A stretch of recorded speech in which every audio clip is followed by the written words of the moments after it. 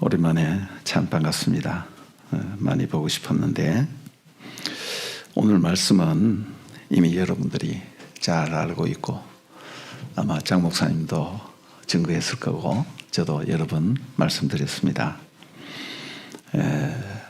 중요한 것은 부활의 첫 증인이 여자라는 것입니다. 남자가 아니고 사도들도 아니고 또 베드로도 아닌 연약한 여자, 성경의 표현대로 하면 죄인인 막달라 마리아, 7 귀신 들렸던 막달라 마리아, 가장 비천한 여인이에요. 그 성경에서 보통 죄인이라고 표현할 때는 남자 같은 경우에는 세리들, 여자 같은 경우에는 창녀들, 주로 이런 사람들을 지칭하고 있습니다. 본문에는 직접 그렇게 얘기하고는 있지는 않지만은 이따 찾아보면 죄인이란 말이 나올 거예요. 그 다음 또 귀신이 들렸다는 것은 정상적인 개인이 정상적인 생활을 하지 못할 뿐만 아니라 사회적으로도 거의 매장되다시피 하는 그런 사람입니다. 가장 비천한 사람이 부활하신 예수를 가장 먼저 만난다.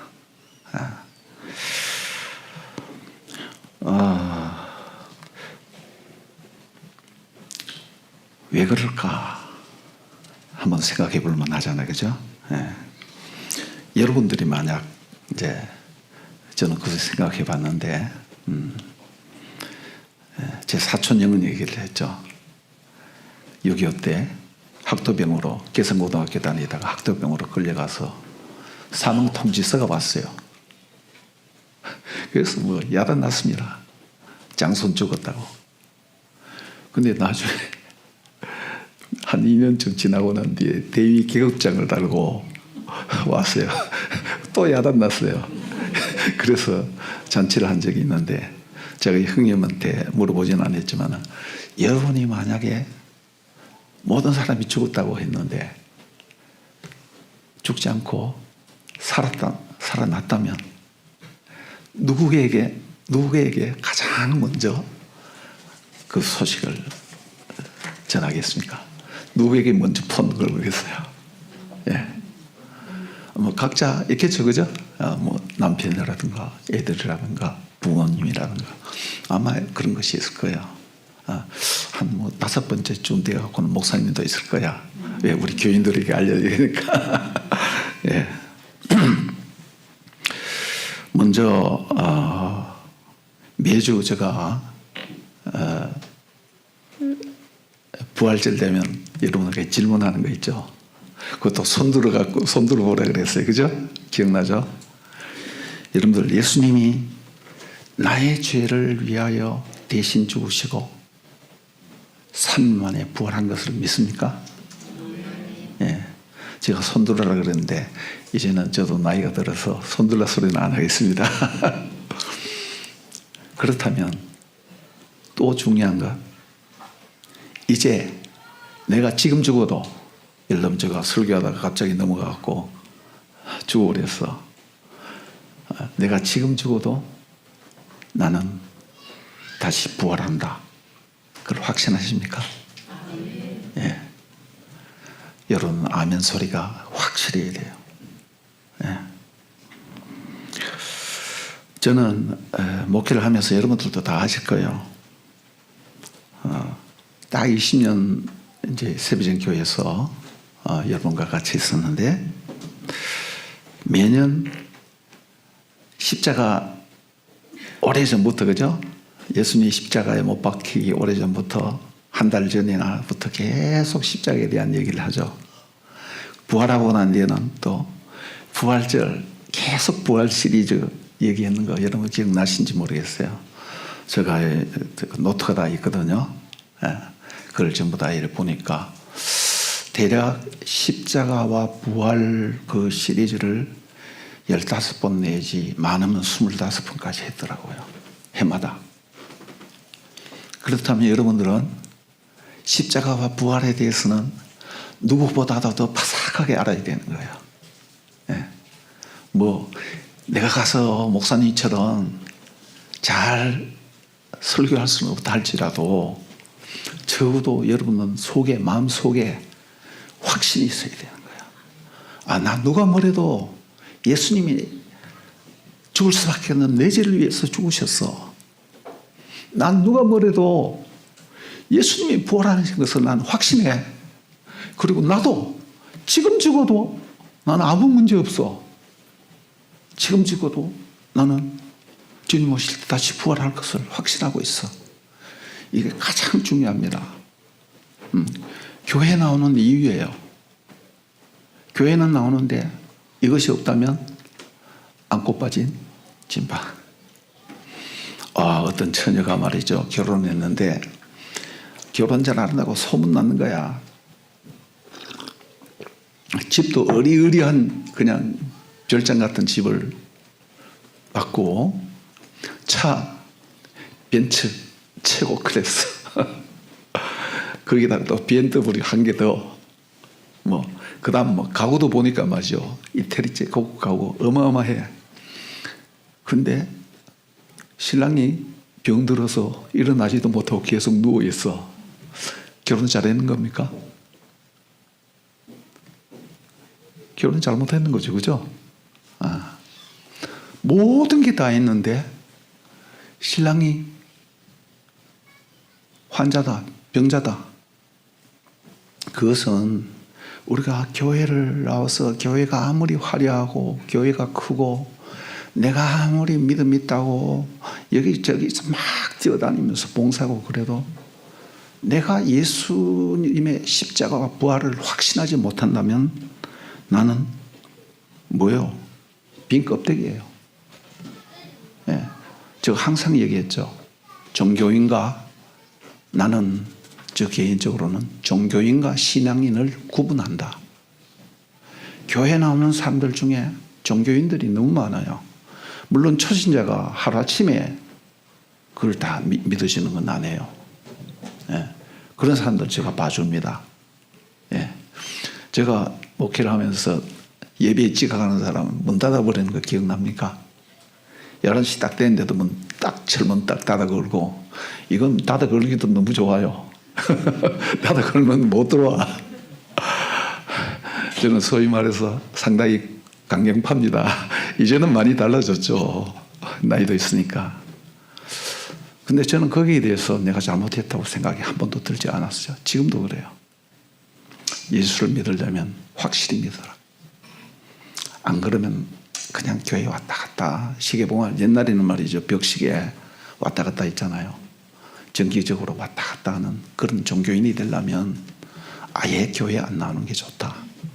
저는 늘 그렇게 얘기했죠. 그런데 이 십자가와 부활의 복음은 아무나 증거하는 게 아니에요. 성경이 그렇게 말하고 있어요. 사도행전 10장 39절에서 41절을 보면 베드로가 설교하는 부분이 나오거든요. 베드로에 대해서 사도 바울이 설교합니다.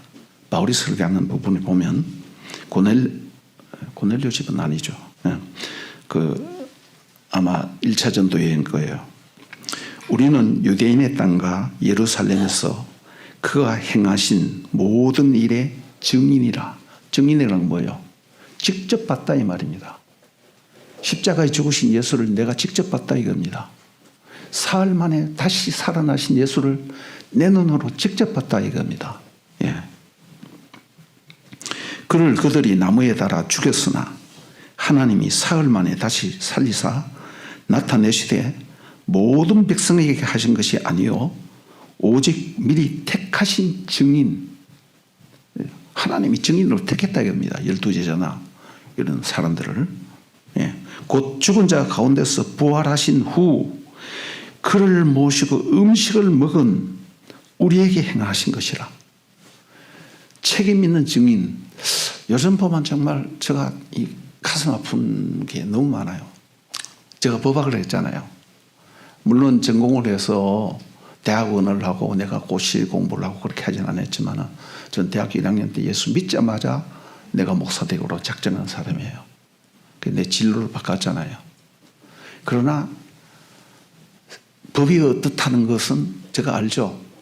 소위 말하는 리걸 마인드라는 거 있단 말입니다. 그런데 재판관들이 너무나 비겁한 걸 보면서 야, 내 마음속에 있는 그대로 할게요. 저 새끼 저거 재판관이 되지나 말지. 공평과 정의를 시행하려고 재판관이 되고 그래야 되는데 돈 벌려고 출세하려고 재판관 돼갖고 정권의 눈치나 보고 말이죠. 검사라는 놈들이 말이야 약한 사람들 잡아놓고 진짜 바른 사람들은 살려주질 않고 말이죠. 지금 이것이 우리나라만 그런 것이 아니에요. 세상이 다 그런 거예요. 그런 가운데 하나님의 교회가 정말 하나님의 뜻인 하나님의 공평과 정의, 내가 개인적으로 장로님을 사랑한다 할 때는 사랑이에요. 여러분 한꺼번에 다 사랑하는데 내가 장로님만 사랑하고 여러분들 본척도 안 하면 그거 됩니까? 여럿이 있을 때는 공평과 정의예요. 공평과 정의라는 것은 사랑의 또 다른 모습입니다. 공동체에 대해서는 공평과 정의예요. 예. 여기서 부활하신 후 그를 모시고 음식을 먹은 우리에게 하신 것이다. 여러분 밥 한 끼 먹는 거요. 아무것도 아닌 것처럼 굉장히 중요한 겁니다. 여러분 구약 성경에 보면 언약을 맺고 난 뒤에 언약 조인식을 하고 난 뒤에 뭘 해요? 식사하죠. 대표적인 것이 예수님이 최후의 만찬, 이 잔을 받아 마시라. 이 잔은 너희와 세운 새 언약이라 그랬죠. 그 새 언약이 예수의 십자가 죽으심과 부활로 완전히 성취되고 함께 식사하는 거예요. 부활하신 예수님이 함께 식사했잖아요. 굉장히 중요한 것입니다. 그것은 예수님의 부활이 영혼의 부활만이 아니라 몸의 부활이라는 것이에요. 예. 썩을 것이 썩지 아니할 것으로, 약한 것이 강한 것으로, 욕된 것이 영광스러운 것으로. 예. 다시 살아나는데 또다시 죽으면 어떻게 해요? 두 번 죽잖아요. 부활이라는 것은 삐용삐용해서 동산병원이나 경북대 병원에 가서 막 쇼크 줘갖고 다시 살아나는 그거 소생이 아니에요. 부활은 하나님 나라에 합당한 영원히 썩지 않고 죽지 않는 영원한 생명처럼 몸의 부활입니다. 몸의 부활, 육체의 부활이라고도 하죠. 예. 그것을 여러분들이 분명히 아셔야 돼요. 그렇기 때문에 그 예수의 십자가의 죽으심과 부활을 증거하는 사람을 뭐라 그래요? 순교자라 그러잖아요.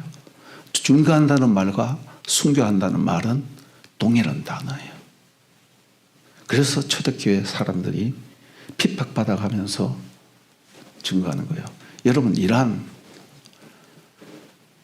말이죠. 뭡니까? 지금 무너져가는 정권 그 있을 때 이란에 말이죠. 얼마나 그리스도인들이 많이 생겼는지 몰라요. 무슬림 지역이잖아요. 부활하신 주님이 직접 나타나는 거야. 때로는 또 성경 말씀을 직접 보여주는 그런 역사들이 있는 그런 나라예요. 그 이란을 우리가 그냥 보면 안 돼. 많은 고난이 있는데 그 고난 가운데에 부활하신 주님이 나타나셔서 소망을 주는 거예요. 예. 우리가 생각할 것은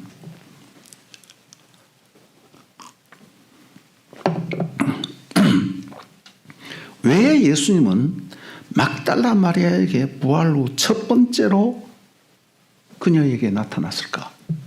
이거 한번 생각해 봐야 돼요.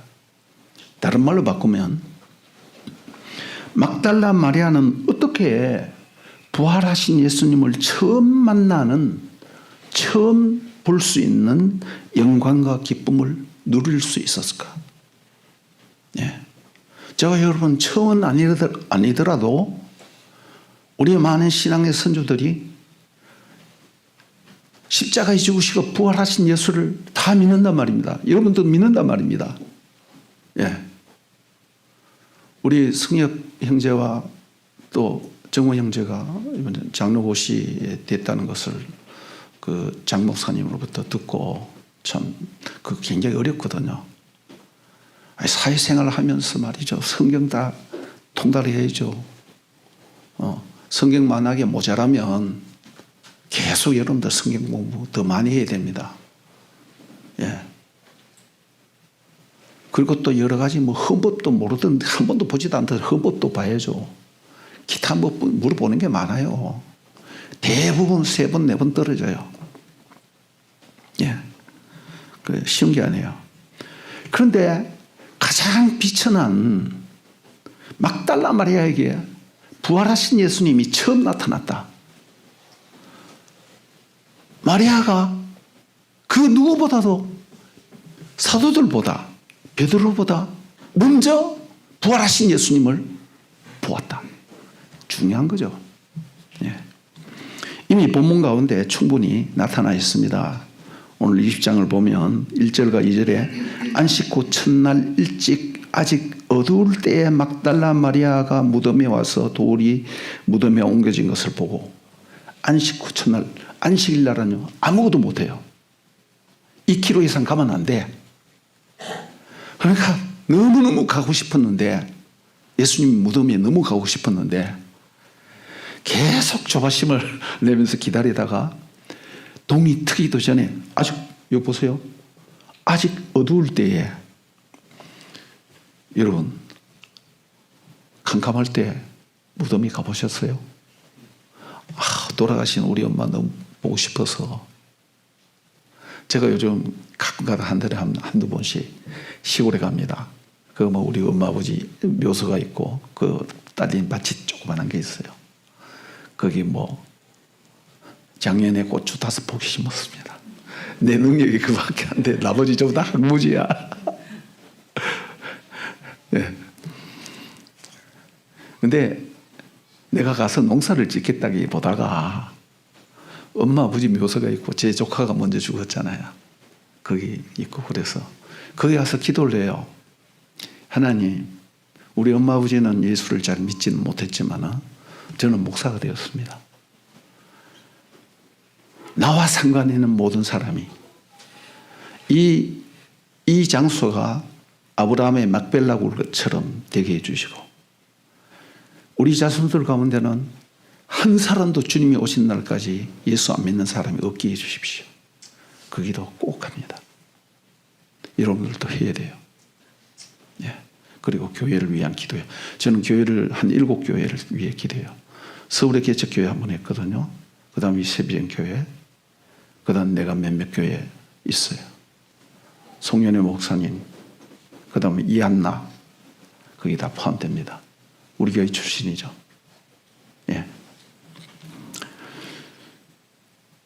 여러분 열심히 있어서 실제적으로 부모님 무덤에 새벽 캄캄할 때 가본 사람 아마 여러분들 가운데는 하나도 없어. 이 불효자식 같으니라고.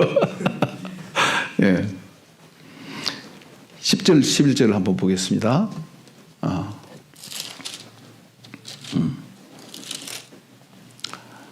이에 두 제자들은 집으로 돌아갔어. 베드로와 야고보가 보고 난 뒤에 뭐 별일 없네. 뭐 무덤은 비어 있네. 남자들 가버렸어. 남자들 다 그래요. 네. 근데 마리아는 보세요. 무덤 밖에 서서 울고 있더니 울면서 구부려 무덤 안을 들여다보니 흰 옷 입은 두 천사가 예수의 시체에 뉘었던 머리편에 발편에. 이거는 말이죠. 구약 성경에 벗개 있죠. 그죠? 벗개 양쪽에 뭐가 있어요? 천사들이 그룹이 딱 옹이하고 있잖아요. 예수님이 바로 벗개가 상징하는 그 핵심, 그것이 바로 예수님이란 뜻이에요. 예. 천사들이 이르되 여자여 어찌하여 우느냐. 여기 보니까 11절에 울고 있더니 울면서 어찌하여 우느냐.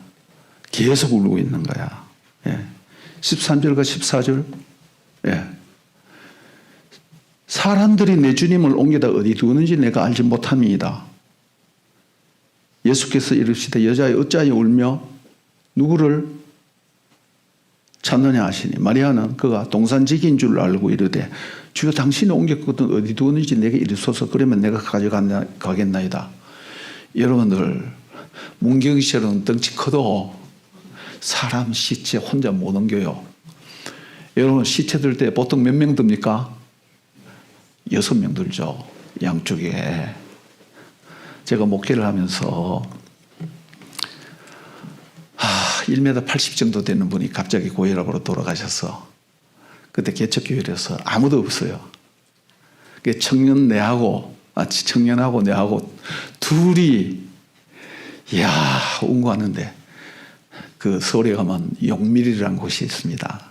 공동묘지 쫙 있는 그런 곳인데 그날 죽을 뻔했어요. 너무 무거워서. 그런데 이스라엘은 장례를 지낼 때 관에 넣는 게 아니라 그냥 천으로 말아서 동굴에 넣죠. 그죠? 동굴 속에 넣는단 말이에요. 그렇다면 작은 여자가 예수님이 키가 얼마였는지 모르겠어. 저보다 커가서 1m 한 80 됐는지 1m 65 됐는지 그건 모르겠어요. 근데요 시체는요 훨씬 더 무겁습니다. 축 늘어지잖아요. 근데 여자가 이것을 어떻게 해본다고 택도 없는 소리입니다. 제가 목회 초기에는 말이죠. 사람이 죽으면 목사가 직접 염을 해요. 2번 해봤어요. 염을. 생생하게 기억나는데 그 이후로는 장례 그것이 들어와서 목사가 염을 하지 않게 됐어요. 초기에 성도들이 죽으면 목사가 다 한다고. 예. 그런데 저는 그런 경험이 있기 때문에 사람이 어떻게 죽었느냐에 따라서 부패 속도가 다르다는 걸 제가 알아요. 겨울에 갑자기 고혈압으로 죽은 사람의 냄새가 그렇게 많이 나지 않습니다. 한여름에 간 질환이나 이런 걸 앓다가 죽은 사람은요 굉장한 냄새가 나요. 또 거기에 바로 옆에 놔놓고 또 밥 좀 먹어야 돼. 예. 우리 집에서는 그렇게 안 먹어요 저는. 근데 중요한 것은 시체 말이죠. 잘못 건드리면 말이죠. 입으로 뭐가 나와요? 시체 썩은 물이 팍 튀어나오는 거야. 저같이 아마추어가 양복 나름대로 입고 가서 하는데 말이죠. 탁 튀어서 말이죠. 집에 와서 샤워를 아무리 해도 냄새가 없어지지 않고 옷은 세탁해도 안 없어져요. 그런데 여자가 그것을 메고 간다고? 택도 없는 소리입니다. 그런데 마리아가 지금 이 말을 하고 있어요.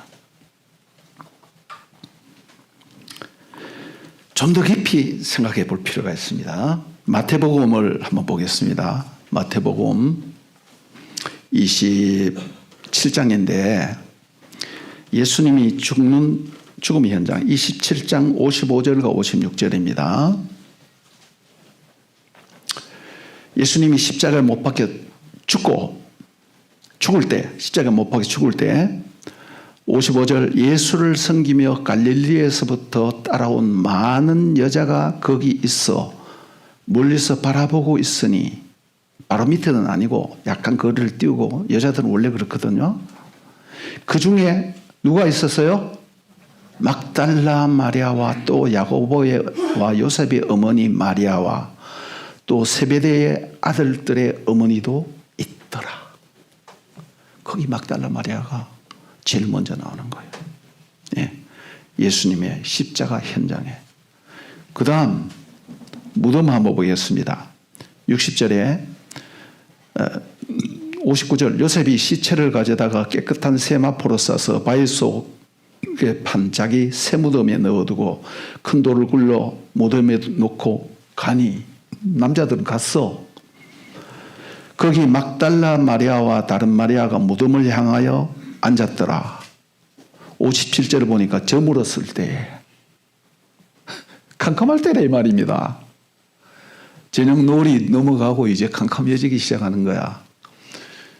예.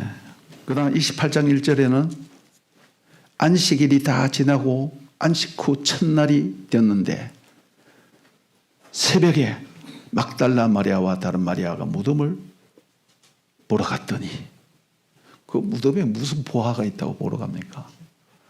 그만큼 예수님에 대해서 애통하며 그 메시아에 대해서 사모하는 마음이 있었는 거예요.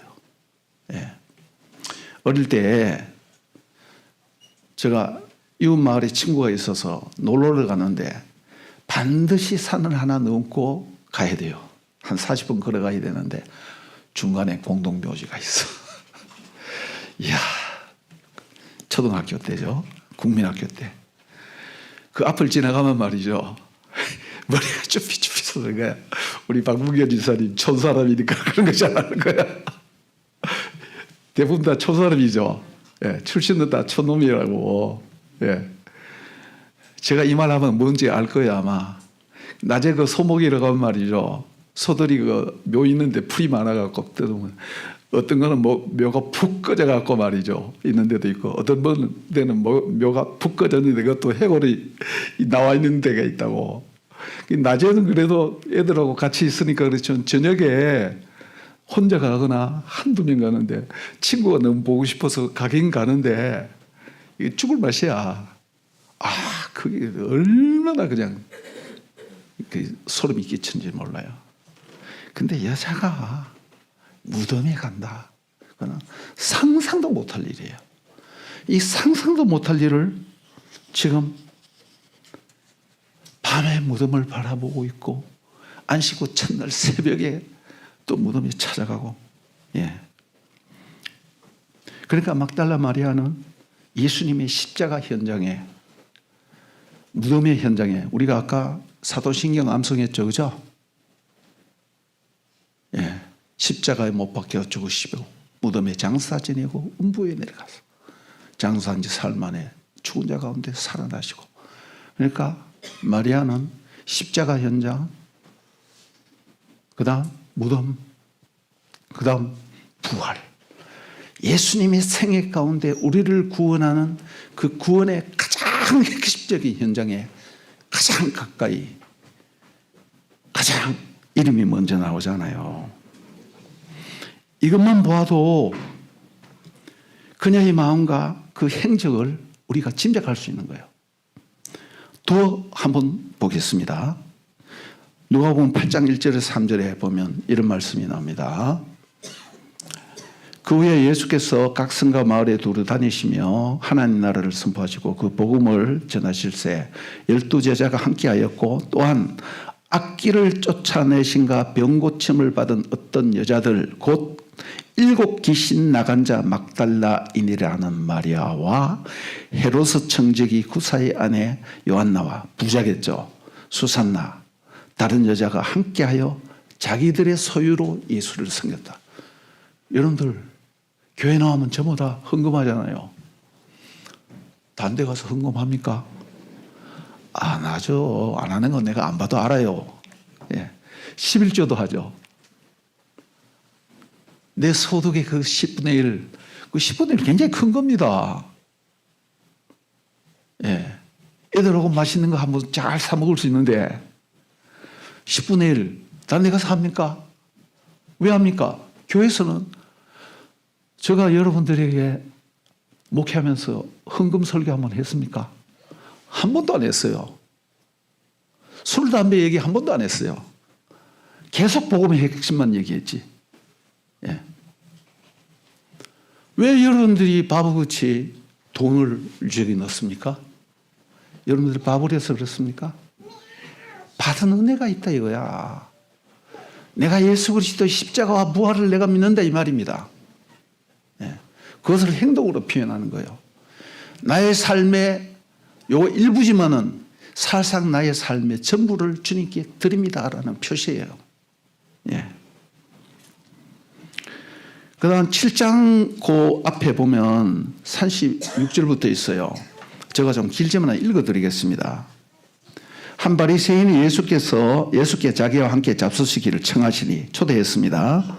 바리새인의 집에 들어가 앉아 있을 때 거기는 앉아 있을 말이죠. 의자에 이렇게 똑바로 앉으니까 이 기대 비식하게 기대서 이렇게 있고 머리는 이쪽에 발은 이쪽에 이렇게 주로 반대쪽에 이렇게 있는 거예요. 한 바리새인 그 동네에 죄를 지은 한 여자, 여기 죄인이라고 나오잖아요. 있어 예수께서 바리새인의 집에 앉아 계심을 알고 향유를 담은 옥합을 가지고 와서, 보통 향유 한 옥합은 말이죠 1년치 생활비하고 맞먹습니다. 장정이 1년치 아무것도 쓰지 않고 그 향유 규격이 돼요. 규격이 보통 규격. 그것을 하는 거예요. 여러분들 한 달에 예를 들어 얼마 받습니까? 사람마다 다 다른데, 예. 그걸 1년치면 상당한 거잖아요. 아마 이 여자는 결혼 자금으로 이렇게 해놨던가 그런 거예요. 향유 담은 옥합을 가지고 와서 예수의 뒤로 그 발 곁에 서서 울며 눈물로 그 발을 적시고 자기 머리털로 닦고 그 발에 입 맞추고 향유를 부으니. 자, 보십시오. 옥합을 깨뜨려 갖고 드리는데 자기의 전부를 다 부셔버린다는 뜻이에요. 나의 자아는 이제 없다. 나는 없다. 깨뜨리고. 예수님이 뒤로 감히 앞으로는 못 가고 돌아서 뒤로 가는 거예요. 발치 있는 대로. 그의 발 곁에 서서 발을 닦는다는 것은 가장 낮은 종이 행하는 행위예요. 계속 울며, 여기 계속이라는 말을 제가 없는데 넣었습니다. 헬라어 시제가 그래요.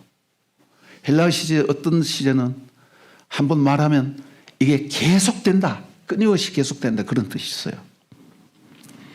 눈물로 그 발을 적시며, 똑같습니다. 걷잡을 수 없는 눈물을 흘리며 그 발 앞에 눈물을 흘리면서 자기 머리털로 닦고. 머리털 여자들 제일 귀중하게 여기잖아. 누가 오늘 가위 가지고 와서 여러분 머리 싹둑싹둑 한번 잘라보세요. 예, 원수되지. 예. 그 발에 입 맞추고. 예. 시편에 보면 그 발에 입 맞추라, 시편 2편에 있잖아요. 그죠? 예. 그 아들에게 입 맞추라. 예. 향유를 계속 쏟아 부으니 즉 메시아, 기름 부음을 받았다. 그거거든요. 이분이 나의 구세주입니다라는 그 고백이에요. 이분이 나의 구세주입니다. 나를 죽은 자 가운데서 살리신 분입니다. 살리실 분입니다. 그것을 지금 고백하는 거예요. 말없이 행동으로. 예. 47절 48절 이 바리새인이 보고 막 정죄하잖아요. 야, 예수님이 진짜 선지자라면 저런 여자가 얼마나 더러운 여자인지 알 텐데. 속으로 그렇게 생각하니까 예수님이 시몬아, 내가 할 말이 있다. 그렇게 하면서 제가 다 얘기를 하지 않고 47절 이러므로 내가 내게 말하노니 그의 많은 죄가 사여졌도다. 이는 그의 사랑이 많음이라. 많은 죄가 사해졌기 때문에 주님을 사랑하고 사랑이 많음으로 주님께 이런 행동을 한다, 그런 뜻입니다. 사함을 받은 이 적은 자는 적게 살아납니다. 너는 왜 그러냐? 너는 내가 들어올 때 발짓을 물어주지 않고, 그 앞에 있잖아, 그죠?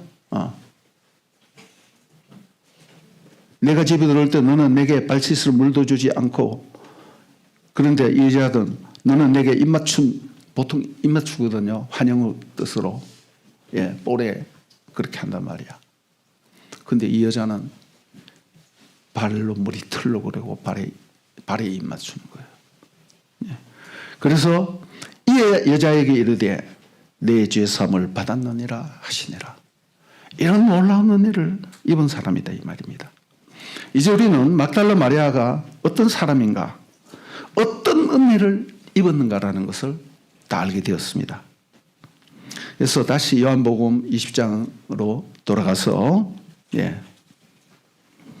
11절에서 13절을 다시 읽으면, 마리아는 무덤 밖에 서서 울고 있더니 울면서 구부려 무덤 안을 들여다 보니 흰 옷 입은 두 천사가 예수의 시체 누웠던 곳에 하나는 머리편 하나는 발편에 앉아 있더라. 천사들이 이르되 여자여 어찌하며 우느냐 이르되 사람들이 다 가져가서 알지 못합니다. 14절 이 말을 하고 뒤를 돌이켜 예수께서 서 계신 것을 보았으나 예수인 줄을 알지 못하더라. 예수께서 이르시되 여자여 어찌하여 울며, 이거 또 운다는 말이 나오는 거야. 계속 운다는 말이 나오는 거야. 예. 어찌하여 울며 누구를 찾느냐 하시니 마리아는 동산직인 줄 알고 당신 오거든 주세요. 16절이 중요합니다. 예수께서 이르시되 뭐라 합니까? 마리아야. 딱 찍어서 이름을 부르는 거예요. 성진아 라고 이름 부르면 딱 대답하잖아. 예. 청년들 그런 거 보다가 지사님, 그거 어느 지사님 몰라. 어느 날 가다가 김 목사님 가더라고요. 거기 날 부른 줄 알고 돌아보니까 셋이나 돌아보더라고요. 예. 예. 저를 부르려면 김형식 목사님. 여러분의 이름을 딱 부른다는 것은 콕 집어서 그 사람의 정체성을 인정해 준다는 것입니다. 굉장히 중요한 거예요. 예. 마리아야 하고 이름을 부르는 거예요. 너무나 중요한 장면이에요. 보통 여자여, 앞에도 여자여 그랬잖아요. 그죠? 예수님도 여자여 그랬는데 여자여 그럴 때는 알지 못했어.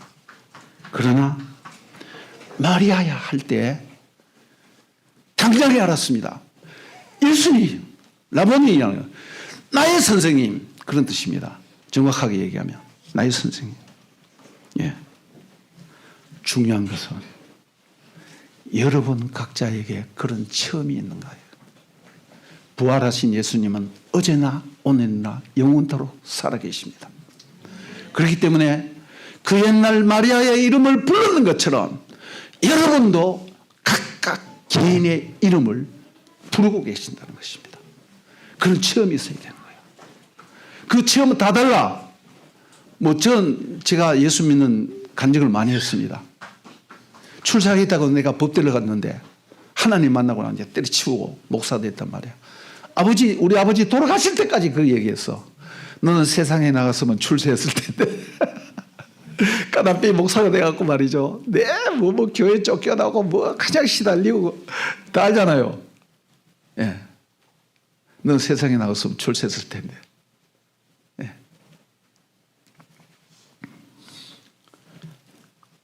하나님이 모세를 출애굽기 3장에서 모세를 부를 때 어떻게 불렀습니까? 목동아 그랬습니까? 양치는 목동들 모이세요. 그런 게 아니에요. 모세야 모세야. 예. 사무엘서 3장에도 보면 아이들아 야 주일학 애들이 와. 사무엘아 불렀단 말이야. 예.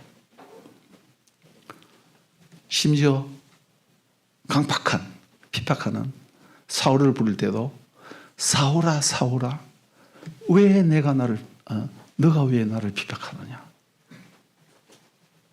이름 부르는 것이 너무나 중요해요. 제가 여러분 이름을 다 알고 있잖아요. 요즘은 이제 약간 이 전기 스위치가 들어갔다가 나왔다 합니다.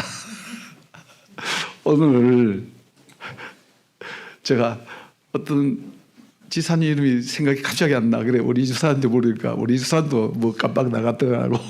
갑자기 모르니까 대답을 못 하더라고요. 이게 나이가 먹는 겁니다. 그러나 분명한 것은 지사님 가는 거하고 권사님 가는 거하고 황민수 권사님. 근데 한 권사님하고 말이죠. 한 권사님 오빠하고 같이 서희차를 타고 갔거든요. 근데 한 권사님 오빠 올길 장로보다 나이가 더 적어요. 근데 한 권사님은 항상 내한테는 권사님이잖아. 근데 오빠는 말이야. 야 미서가 그러는 거야. 아 이게 다른 거구나.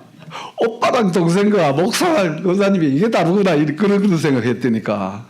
한번 그랬죠, 그죠? 같이 차 타고 갔는 거 기억나시죠? 예. 여러분, 이름 부르는 사람이 있다고. 그만큼 치밀한 거야. 알지 못하면 절대 이름 부르지 않습니다. 안다는 말이 중요해요. 안다는 거. 안다는 것은 세 가지 뜻이 있습니다. 내가 박문교 장로님을 알아. 그리고 안다고 할 때는 둘 부부가 성적으로 연합한다는 그런 의미가 있어요. 성적인 용어예요. 세 번째는 내가 주님을 알기 때문에 그때 당시에 종주권 언약이라는 것이 있는데 봉신이 종주에게 절대적으로 복종한다는 그런 뜻이 있는 거예요.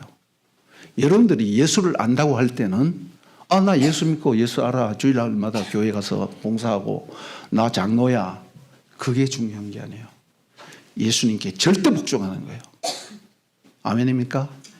네. 부활하신 예수님이 나의 주이심을 인정하고 절대 복종하는 것이 아는 것입니다. 알지 못하면 절대 복종할 수 없어요. 네. 그래서 개인적인 만남과 체험이 중요하다.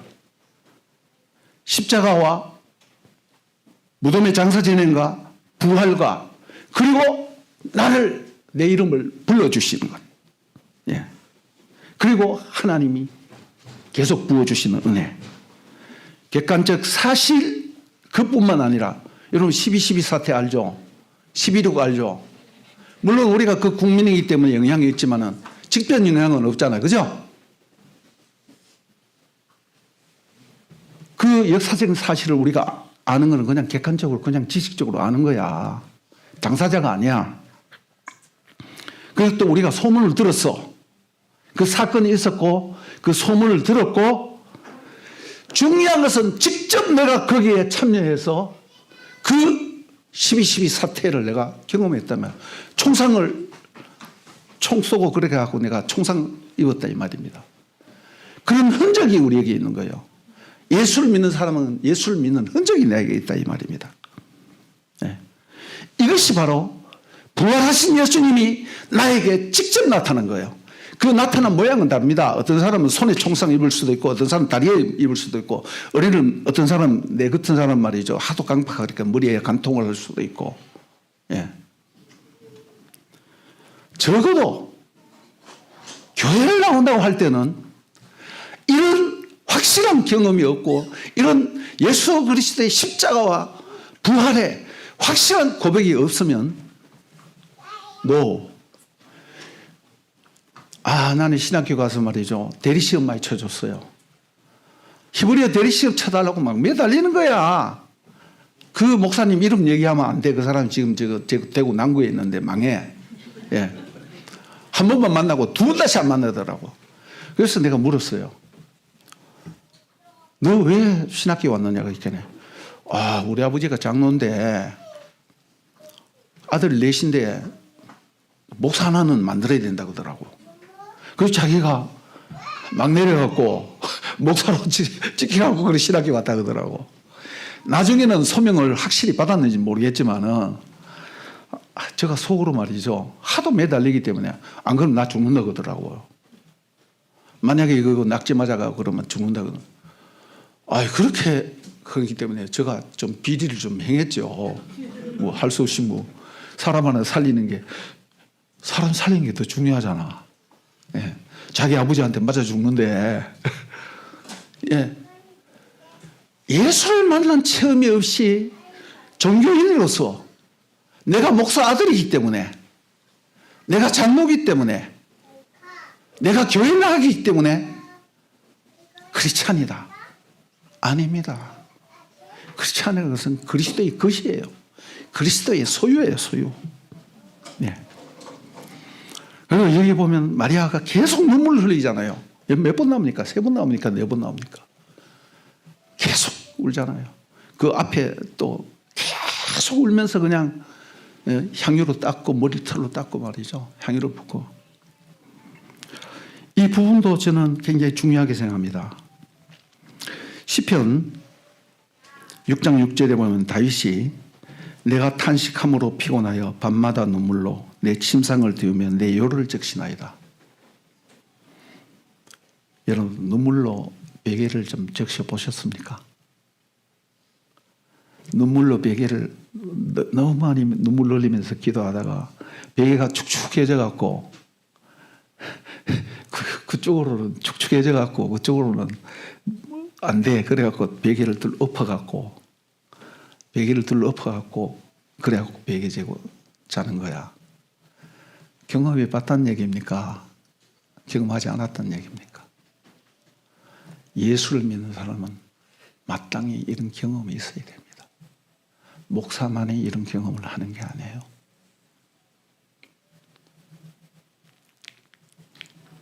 시편 42편 잘 알죠? 하나님이여 사슴이 시냇물을 찾기에 갈급한 같이 내 영혼이 주를 찾기에 갈급하니이다. 내 영혼이 하나님 곧 살아계신 하나님을 갈망하나니 내가 어느 때에 나가서 주의 얼굴을 배울고 사람들이 나더러 하는 말이 내 하나님이 어디 있느냐 하니 조롱하는 거 아닙니까? 내 하나님이 어디 있느냐 하니 내가 주야로 눈물을 흘립니다. 내 눈물이 주야로 내 양식이 되었습니다. 밥 먹듯이 눈물을 흘려보지 않는 사람은 내가 그리스도인이라고 자신 있게 말할 수 없습니다.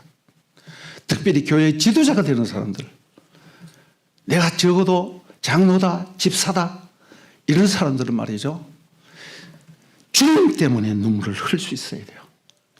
내가 이번에 사업이 잘 안 된다, 이번에 어떻게 되면 큰일 나는데, 그건 누구나 다 기도해요. 하나님 살려달라고. 그런 것이 아니라 하나님의 은혜 때문에, 예수의 십자가 때문에, 예수님이 부활했기 때문에, 예수님이 나를 불렀기 때문에, 주님이 나를 사랑하는 그 사랑이 너무나 큰 은혜가 되기 때문에 나는 눈물을 흘리지 않을 수 없는 것입니다. 현대는 눈물이 메마른 시대예요. 더구나 AI가 나와서 말이죠. 내가 AI를 챗 GPT 그걸 딱 해갖고 히브리어 항상 하잖아요. 요즘도 헬라어 히브리어 매일 1시간씩 해요. 그걸 하면서 물어보니까 요게 거짓말을 하더라고. 틀리게 말하는 거야. 이게 이렇고 이거는 칼형이에요. 칼형이라는 것은 기본형이거든요. 수동형 니팔이잖아. 그러니까 당장에 또 표정을 바꿔갖고 그때부터 정신 차려갖고 똑바로 말하더라고. 요새는 잘해요. 저도 설교 쓰다가 바쁠 때 봅니다. 근데요, AI가요, 설교까지 다 작성해줘. 네. AI가 이것도 보고 내가 한번 AI한테 물어봤어. 물어보니까 내가 얘기하는 거 얘가 다 얘기하더라고. 예. 네 얘기하는 거 내가 이미 다 해놨다 그랬죠. 예. 어떤 목사님이 계시는데 성도들이 부목사님 설교를 너무너무 좋아하는 거야. 담임 목사는 뭐 행설수설하고 말이죠. 젊은 부목사님이 오는데 설교를 너무 깔끔하게 하는 거야. 사람들이 좋다고 그러는데 보니까 AI가 구했어. 이런 세상입니다. 이런 인간성을 잃어가는 이런 세상에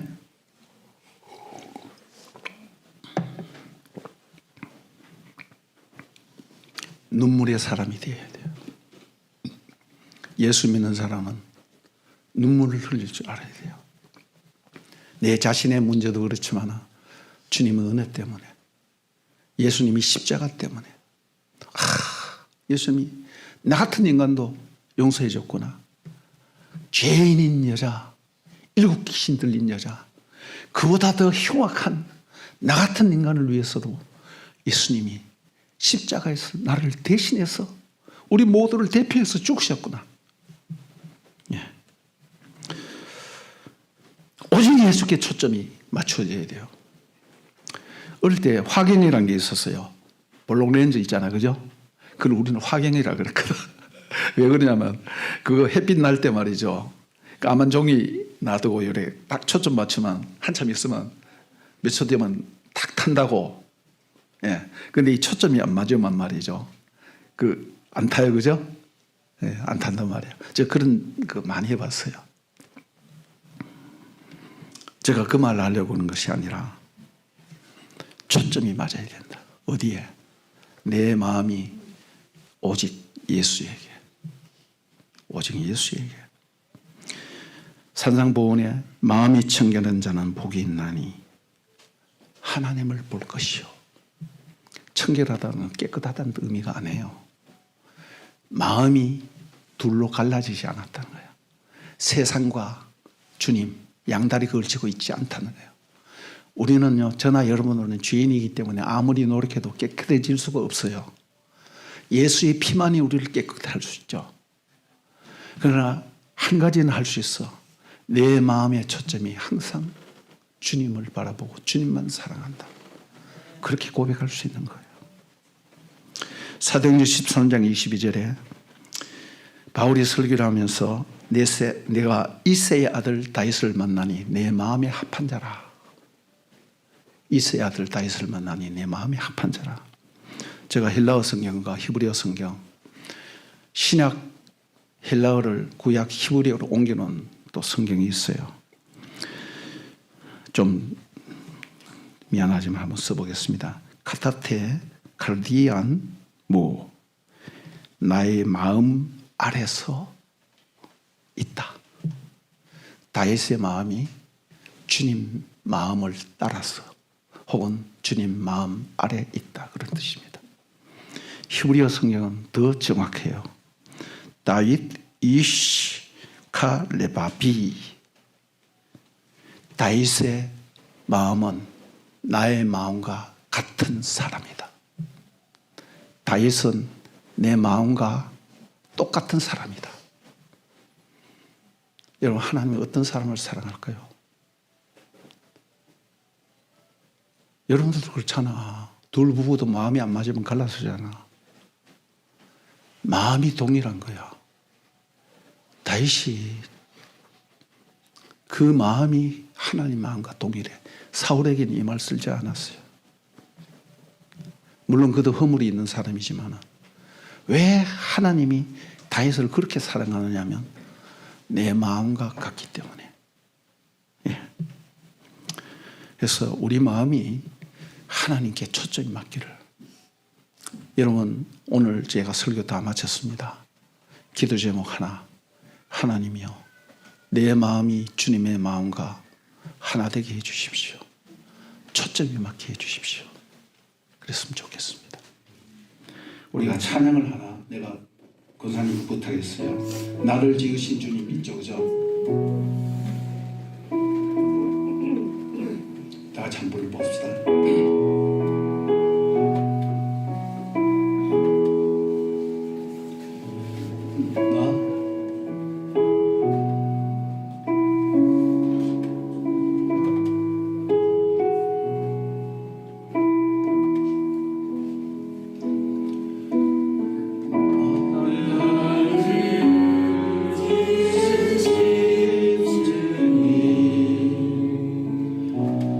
내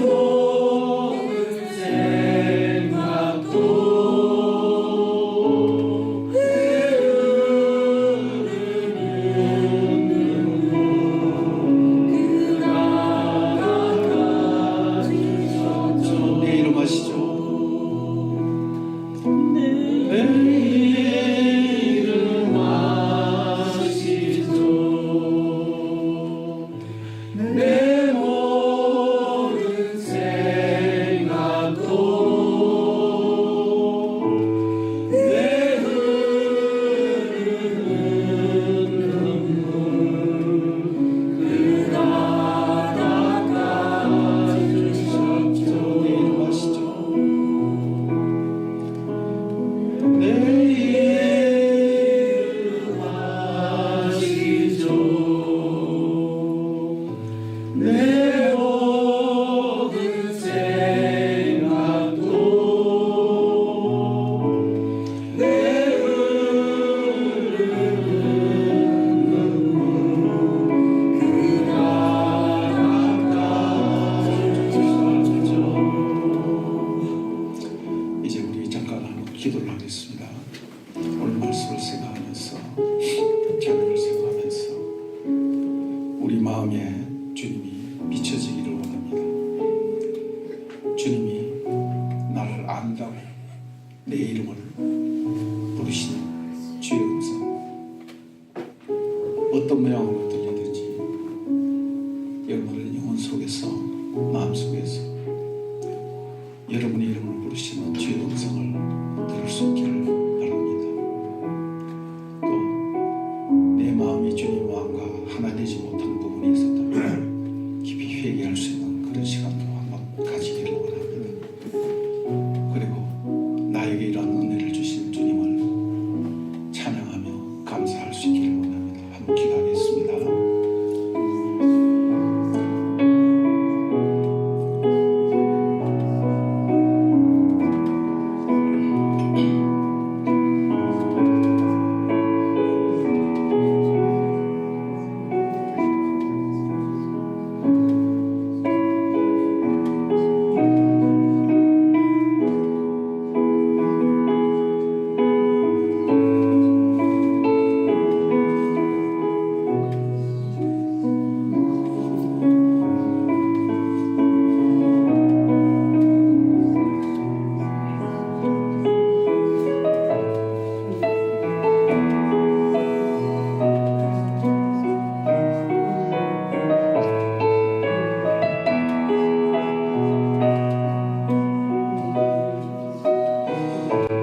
제가 한번 기도하겠습니다.